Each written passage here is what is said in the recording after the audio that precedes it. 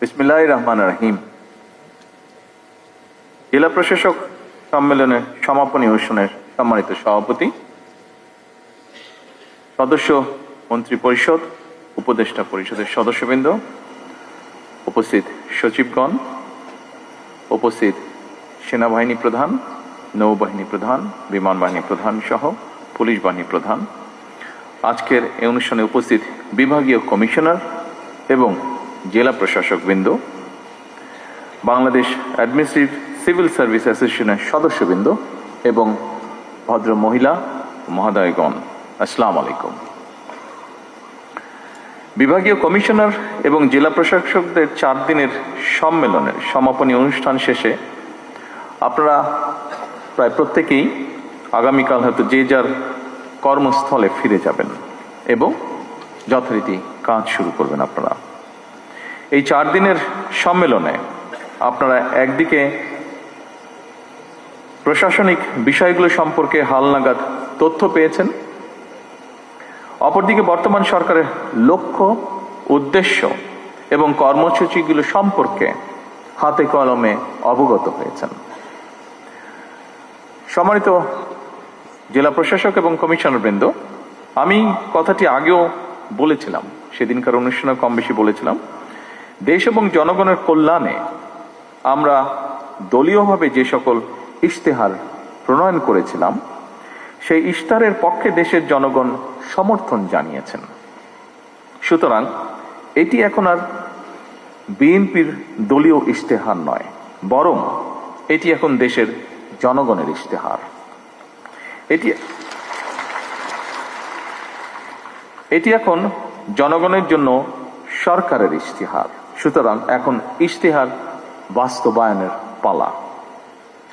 জনগণের কাছে দেওয়া আমাদের অঙ্গীকারগুলো এই মুহূর্তে আপনাদের সামনে আমি পুনরায় বিস্তারিতভাবে তুলে ধরতে চাই না, তবে শুধু এতটুকু বলবো, জনস্বার্থে নেওয়া সরকারের কাজগুলো বাস্তবায়নের প্রধান দায়িত্ব জনপ্রশাসনের উপরে বর্তায় এবং তাই সরকারের কর্মসূচি বাস্তবায়নের জন্য প্রশাসনের সাফল্য শেষ পর্যন্ত সরকারের সাফল্য হয়ে দাঁড়ায়।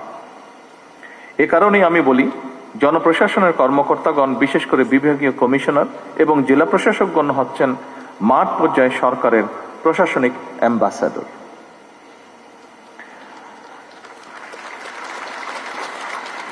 সম্মানিত সকল উপস্থিতিবৃন্দ, বর্তমান সরকারের উপর জনগণের প্রত্যাশা অনেক। বর্তমান গণতান্ত্রিক সরকার জনগণের সকল যৌক্তিক প্রত্যাশা সাধ্যমতন পূরণ করতে বদ্ধপরিকর। এটি জনগণের প্রতি আমাদের অঙ্গীকার। আমরা কথায় কথায় বলি জনগণ রাষ্ট্রের মালিক। জনগণ যদি সত্যি রাষ্ট্রের মালিক হয়, তাহলে এই মালিক অর্থাৎ সেবা গ্রহীতা যারা, তারা যখন অফিস আদালতে তাদের সমস্যা নিয়ে যান, তারা যেন আপনাদের সেবায় কিছুটা হলেও রাষ্ট্রের মালিকানা অনুভব করতে পারেন, সেটি নিশ্চিত করা কিন্তু আপনাদের দায়িত্বের একটি অংশ বলে আমি মনে করি। একজন সাধারণ মানুষ যখন কোনো সরকারি অফিসে যান, তখন সে সংশ্লিষ্ট কর্মকর্তা কিংবা সংশ্লিষ্ট অফিস ব্যবস্থাপনার মধ্যেই পুরো সরকার ব্যবস্থাকে মূল্যায়ন করে বা তা করার চেষ্টা করে। ধরা যাক, একজন সাধারণ নাগরিক কিংবা একজন দিন মজুর, তিনি যখন জন্ম নিবন্ধন সনদ সংশোধন করার জন্য আপনাদের অফিসে যান, তিনি হয়তো জানেনই না কোন টেবিলে যেতে হবে, কোন কর্মকর্তাকে কিভাবে অ্যাপ্রোচ করতে হবে। এমন পরিস্থিতিতে সেবাগ্রহীতা যদি সংশ্লিষ্ট কর্মকর্তার আন্তরিক ব্যবহার পান, তাহলে এটি রাষ্ট্র এবং সরকারের প্রতি জনগণের আস্থা এবং বিশ্বাসকেই বৃদ্ধি করে। আর যদি হয়রানির শিকার হন, তাহলে তিনি শুধু একটি সেবা থেকে বঞ্চিত হন না, বরং একই সাথে রাষ্ট্র এবং সরকারের প্রতি তার শ্রদ্ধা এবং বিশ্বাস নষ্ট হয়। সুতরাং রাষ্ট্র এবং সরকারের সঙ্গে জনগণের আস্থা তৈরির ক্ষেত্রে আপনাদের কার্যক্রম মুখ্য ভূমিকা পালন করে এবং করতে পারে। তাৎক্ষণিকভাবে হয়তো সবকিছু সমাধান করে দেওয়া সম্ভব নয়, এটি আমরা বুঝি, কিন্তু ভুক্তভোগীর মনে অন্তত এই ধারণা জন্ম নেবে বা জন্ম নেওয়া জরুরি, আপনি কিংবা আপনার অফিস তার সমস্যার সমাধানের ব্যাপারে আন্তরিক। উপস্থিত বিভাগীয় কমিশনার এবং জেলা প্রশাসক বৃন্দ সহ উপস্থিত সকল সম্মানিত অতিথিবৃন্দ, প্রশাসনকে জনমুখী করে গড়ে তুলতেই হবে আমাদের। সেই কাজটি আপনাদের ভূমিকার উপরে বলা যায় প্রায় পুরোপুরি নির্ভর করে। আমাদের সরকার এমন একটি জনমুখী সরকার প্রশাসন চায়, যেখানে সরকারি দপ্তরে সাধারণ মানুষ সম্মানের সাথে দ্রুত, স্বচ্ছ এবং হয়রানি মুক্তভাবে সেবা পাবে। এই বিষয়টি আপনারা নিশ্চিত করতে সক্ষম। আইন অবশ্যই গুরুত্বপূর্ণ, কিন্তু মানবিকতাও আরো বেশি তাৎপর্যপূর্ণ। সম্মানিত উপস্থিতিবৃন্দ, একজন বৃদ্ধ কিংবা সুস্থ মানুষ আপনাদের অফিসের সামনে কিংবা সেবার জন্য লাইনে দাঁড়িয়ে থাকেন, তখন তাদের বিষয়গুলো আইনগত উপায়ে সমাধানের পাশাপাশি তাদের প্রতি মানবিক আচরণও খুবই জরুরি। সেবা গ্রহীতার প্রতি আপনাদের আন্তরিক ও সহানুভূতিশীল ব্যবহার তাদের প্রতি রাষ্ট্র এবং সরকারের ব্যবস্থা সম্পর্কে ইতিবাচক ধারণার জন্ম দেয়। হয়তো এই বিষয়গুলো আমাদের অনেকের কাছে হয়তো খুব ছোট মনে হতে পারে, কিন্তু জনমনের প্রভাব কিন্তু অনেক বেশি। ভবিষ্যতে এসব বিষয়গুলোর প্রতি আরো মনোযোগী এবং যত্নবান থাকার জন্য আমি আপনাদের দৃষ্টি আকর্ষণ করছি। উপস্থিত বিভাগীয় কমিশনার এবং জেলা প্রশাসক বৃন্দ, রাষ্ট্রের সবচেয়ে বড় সম্পদ হলো জনগণের বিশ্বাস। সরকার এবং প্রশাসনের স্বচ্ছতা ও জবাবদিহিতার মাধ্যমে জনমন এই বিশ্বাস কিন্তু ধীরে ধীরে গড়ে ওঠে। এই ব্যাপারেও আপনারা যত্নবান থাকবেন বলে আমি দৃঢ়ভাবে বিশ্বাস করি। প্রশাসন শুধু আইন প্রয়োগের যন্ত্র নয়, এটি মানুষের সেবার একটি মাধ্যম। আমি একটি বিষয় গভীরভাবে বিশ্বাস করি, আমাদের সমস্যা অসংখ্য, তবে সম্ভাবনাও কিন্তু কম নয়।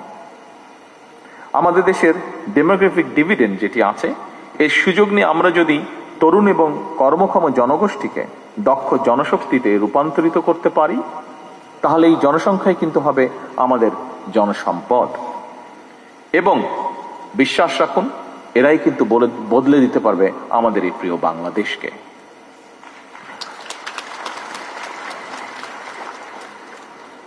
আমি আপনাদের উদ্বোধনী অনুষ্ঠানে, সম্মেলনের উদ্বোধনী অনুষ্ঠানে আপনাদের প্রতি নির্দেশনামূলক বক্তব্য দিয়েছিলাম। সুতরাং খুব সম্ভবত পাশের রুমে বোধহয় ডিনারের ব্যবস্থা আছে। ডিনার সামনে রেখে আমি খুব একটা লম্বা করতে চাই না আমার বক্তব্য। আগেও বেশ কিছু বক্তব্য আমরা শুনেছি, তবে আজকের এই সুন্দর অনুষ্ঠানে আমি একটি সুযোগ হারাতে চাই না সেটি, এবং সে কারণে আমি একটি কথা বলতে চাই। যথাসম্ভব আসুন, যথাসম্ভব মানুষের উপকার করার মানসিকতা নিয়ে আমরা সামনে এগোই।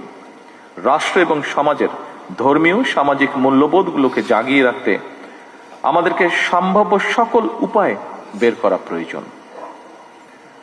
আমাদেরকে পারিবারিক মূল্যবোধে উজ্জীবিত হতে হবে। আমরা যদি সবাই একটা ছোট্ট বিষয় মনে রাখি, একটি ছোট্ট কথা মনে রাখি, সেটি হলো